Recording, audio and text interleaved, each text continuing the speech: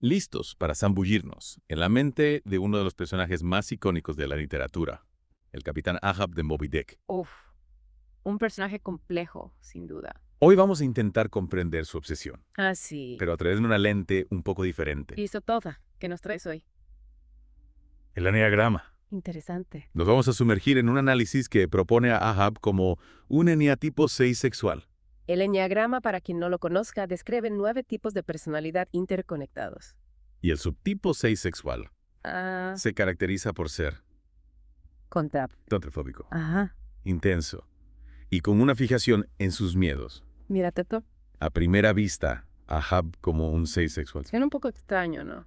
Sí, puede parecer un poco descabellado, Sí, pero si lo pensamos bien, tiene mucho sentido, sí. La verdad es que cuadra bastante. ¿verdad? Sí, sí. Y uno de los primeros aspectos que saltan a la vista es la contrafobia.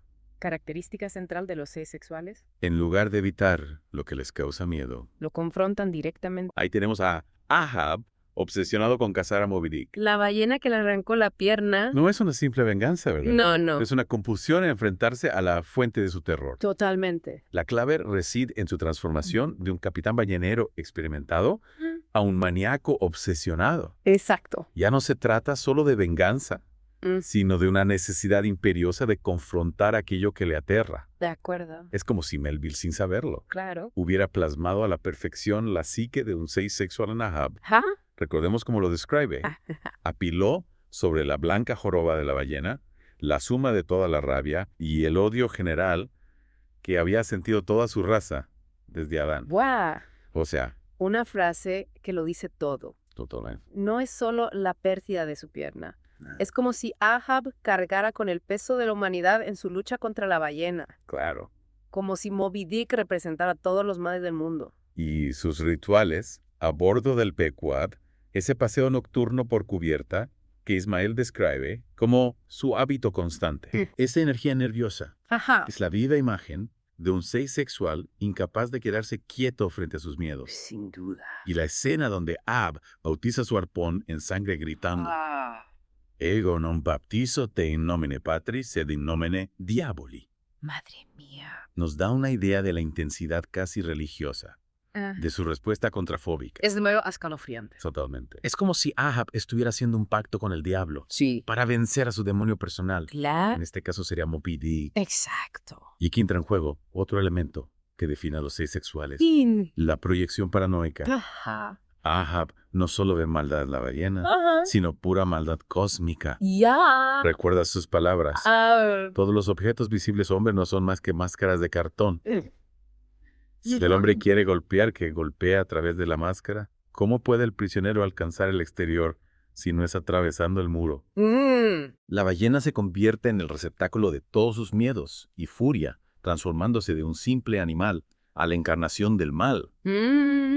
Pero ¿no crees que también hay un intento de racionalizar su obsesión en todo esto? Por supuesto, Ahab construye elaborados entramados filosóficos para justificar su obsesión. Claro. Por ejemplo, en su famoso soliloquio sobre la cosa inescrutable. Esa cosa inescrutable es principalmente lo que odio, y ya sea la ballena blanca agente o la ballena blanca principal, descargar ese odio sobre ella. Claro, la intelectualización le sirve como mecanismo de defensa. Exacto. Intenta convencerse a sí mismo y a la tripulación de que su obsesión es lógica y necesaria. Sí. Y esta paranoia se intensifica con la interpretación que hace de los fenómenos naturales. Ajá.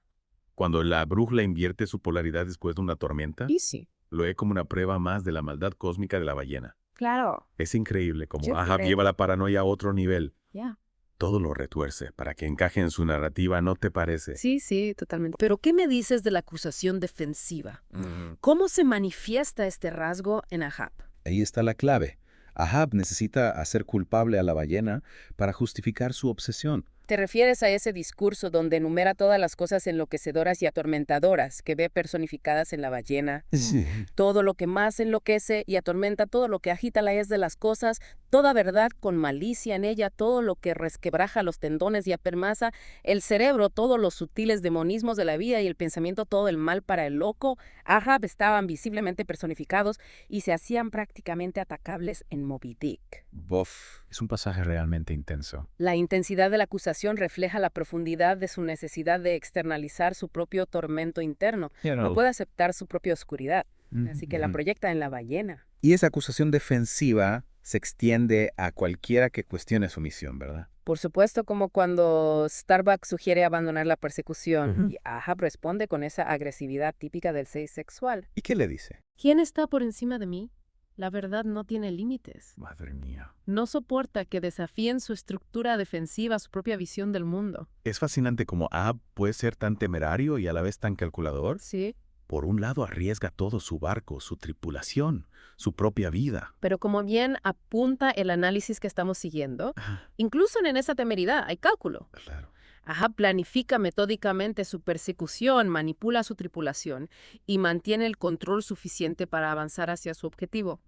Su locura tiene un método. Su obsesión sigue una estrategia. Un ejemplo perfecto es cómo maneja a su tripulación. Sí. Revela su verdadero propósito en el momento justo, dejando que la rutina de la caza de ballenas se establezca antes de mostrar su obsesión. Claro. Es brillante. Sin duda, Ahab demuestra la capacidad de pensamiento estratégico del ser sexual incluso en medio de una aparente irracionalidad.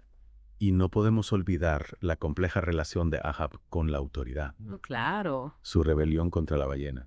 Representa una rebelión aún más profunda contra lo que simboliza. ¿Y qué sería? La autoridad última de la naturaleza, de Dios del destino.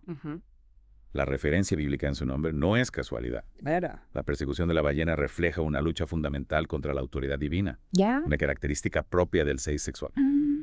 Es como si Ahab llevara su lucha contra el poder a una escala cósmica. Es increíble cómo Melville entrelaza la psicología del personaje con temas tan profundos. Totalmente. Y esa rebeldía se manifiesta en cada acto de desafío de Ahab. Clavar el doblón de oro al mástil, romper su cuadrante. Exacto. Rechaza las herramientas y normas tradicionales, creando su propio sistema de valores y reglas. Necesita desafiar la autoridad al mismo tiempo que establece la suya propia. Es una dualidad fascinante.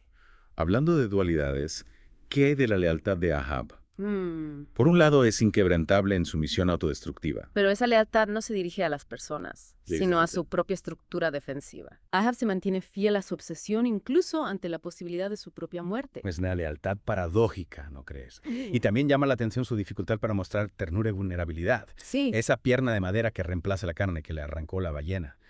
Es como una armadura contra las emociones. ¿Qué te parece? Totalmente de acuerdo. La pierna de madera simboliza su endurecimiento ante los aspectos más blandos de la vida. ¿Ya? Se ha blindado tras una coraza de ira y rencor. Es como si hubiera elegido la furia como escudo para protegerse del dolor y la vulnerabilidad. Sus escasos momentos de conexión humana, como su interacción con Pip o cuando piensa en su joven esposa, solo resaltan lo blindado que está contra esos sentimientos. Y la relación con Pip es particularmente reveladora. Sí. Ahab reconoce en la locura de Pip un reflejo de su propia obsesión, pero incluso ese momento de conexión le sirve para reafirmarse en su camino, en lugar de abrirse a la vulnerabilidad. Qué desperdicio de oportunidad. Podría haber aprendido algo de esa conexión, pero prefiere aferrarse a su coraza. Es la tragedia sexual, su incapacidad para abrazar la vulnerabilidad. Prefiere la furia a la compasión, la lucha a la aceptación. Y al final, esa incapacidad lo lleva a la autodestrucción. Su muerte arrastrado por la misma criatura que perseguía ilustra el peligro final de la estrategia contrafóbica del ser sexual. Al intentar dominar su miedo a través de la confrontación, termina esclavizado por él. Su último grito. Así renunció al arpón mientras se hunde en las profundidades. Es desgarrador. Culmina una vida dedicada a confrontar y ser consumido por el objeto de su terror. Y la forma de su muerte es especialmente significativa. Sí. La cuerda de su propio pon, la herramienta con la que pretendía dominar a la ballena. Se convierte en el instrumento de su destrucción. Es una imagen poética y terrible a la vez. Sí. Las estrategias defensivas del ser sexual, que en principio buscan protegerle, acaban volviéndose contra él. Es una lección brutal, pero a la vez profundamente humana. ¿Verdad que? Ahab nos recuerda que todos tenemos nuestras propias ballenas blancas.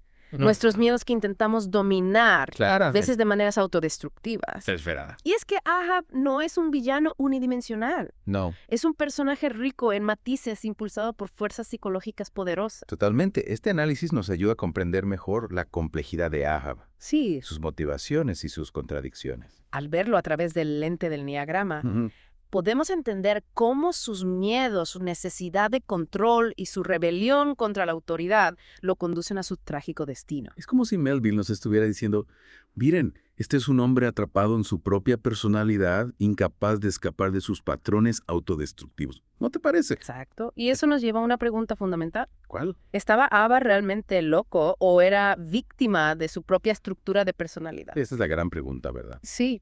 ¿Es la locura una elección o una condena?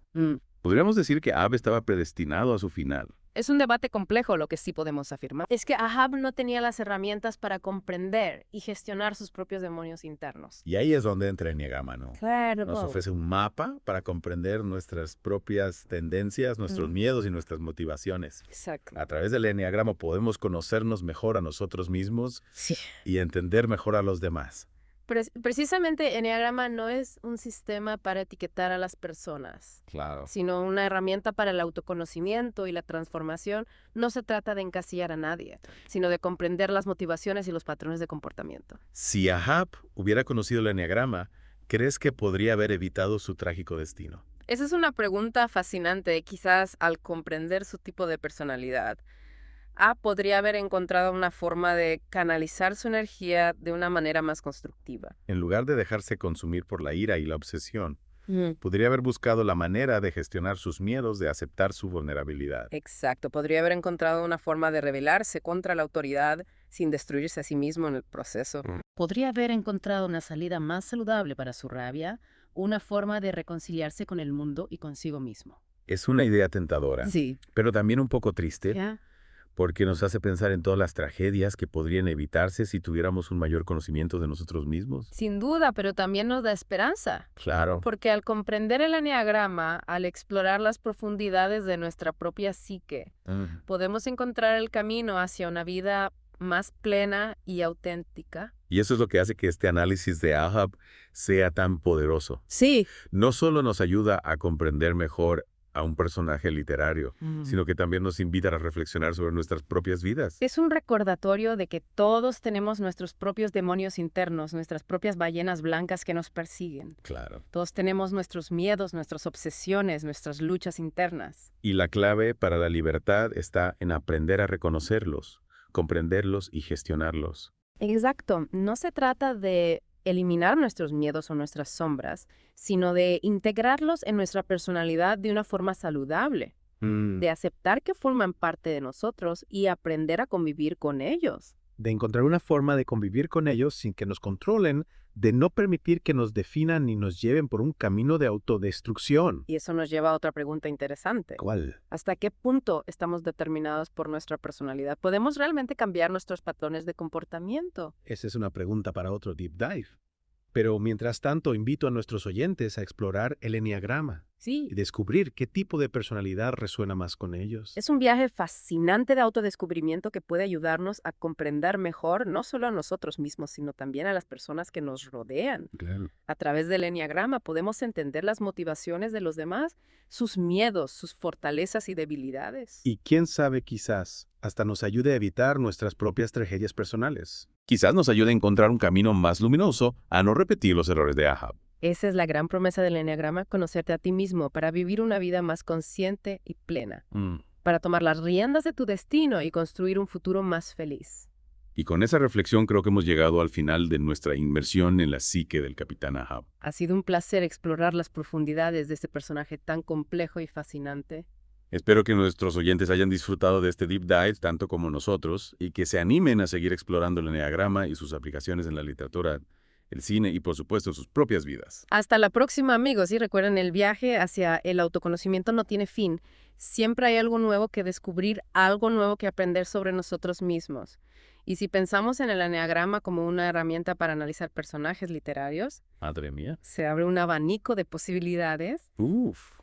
Fascinante. No solo Ahab, No. sino cualquier personaje de la literatura, el cine o la televisión. Imagina analizar a los personajes de Shakespeare, Cervantes, Dostoyevsky a través de esta lente. Sería como tener una radiografía de sus almas. Exacto. Podríamos entender mejor sus motivaciones, sus conflictos internos, sus relaciones con otros personajes. El eneagrama nos puede ayudar a comprender la complejidad de los personajes y a conectar con ellos a un nivel más profundo. Nos permite ver más allá de la superficie y comprender las fuerzas que los impulsan. Y hablando de conexiones profundas, hay una frase de Ahab que no puedo quitarme de la cabeza. Oh, hierba, hierba, ¿cuánto tiempo seguirás creciendo sobre mi tumba? Esa frase es muy significativa. Refleja la angustia existencial de Ahab, su lucha contra la inevitabilidad de la muerte. Un tema que resuena con fuerza en el 6 sexual, siempre debatiéndose entre el miedo y la búsqueda de seguridad. Es como si deseara dejar una huella en el mundo, trascender su propia mortalidad. Sí. Pero al final su obsesión lo lleva a la destrucción.